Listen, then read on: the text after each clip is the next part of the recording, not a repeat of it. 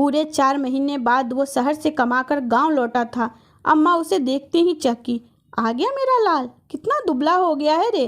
खाली पैसे बचाने के चक्कर में ढंग से खाता पीता भी नहीं है क्या? 12 घंटे की ड्यूटी है अम्मा, बैठकर थोड़े खाना है। ये लो तुम्हारी मनपसंद मिठाई, कहकर उसने मिठाई का डब्बा माँ को थमा दी। कितने की है? 350 रुपये की। इस पैसे का फल नहीं खा सकता था? अब तो अंगूर का सीजन भी आ गया है, अम्मा ने उलाहना दिया। पूरा दिन गांव घर से मिलने में समय बीत गया था। रात हुई। एकांत में उसने बैग खोलकर एक पैकेट निकाला और पत्नी की ओर बढ़ा दिया। ये क्या है? चॉकलेट का डब्बा, खास तुम्हारे लिए। केवल मेरे लिए ही क्यों? अरे समझा करो, सबके लिए तो मिठाई लाई ही हैं।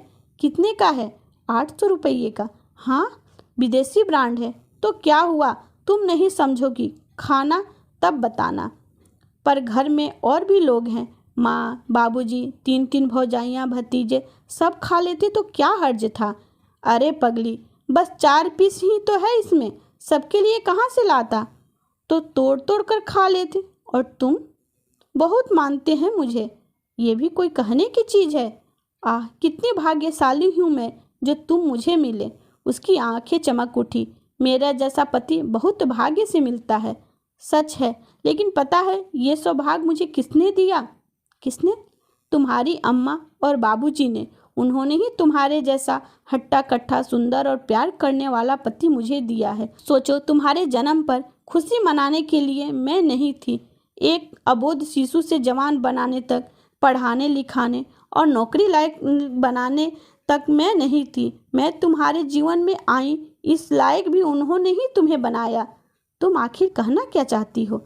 यही कि ये पैकेट अब सुबह ही खुलेगा। एक माँ है जो 350 की मिठाई पर भी इसलिए गुस्सा हो रही है कि उसके बेटे ने उन पैसों को अपने ऊपर खर्च नहीं किया, और वो बेटा 800 रुपये का चॉकलेट चुपके से अपनी बीवी को दे। ये ठीक लग रहा है तुम्हें? वो चुप हो गया। पत्नी ने बोलना जारी रखा। अम्मा, बाबूजी और लोग गांव में रहते हैं, तुम ही एकमात्र शहरी हो। बहुत सारी चीज़ें ऐसी होगी जो उन्हें इस जन्म में नसीब ना हो। क्या उनका नाम भी सुनने को नहीं मिलेगा?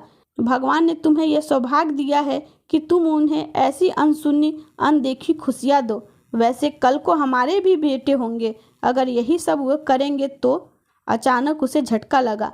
चॉकलेट का डब्बा वापस बैग में रख वो बिस्तर पर करवट बदलकर सुबकने लगा। क्या हुआ? बुरा लगा सुनकर? मर्दों को रोना शोभा नहीं देता। खुद की खुशियों को पहचानना सीखो।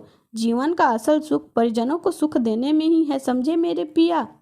आपको मेरी ये कहानी कैसी लगी, आप मुझे कमेंट करके बताना, और मेरे चैनल पर नए हो तो सब्सक्राइब ज़रूर करना।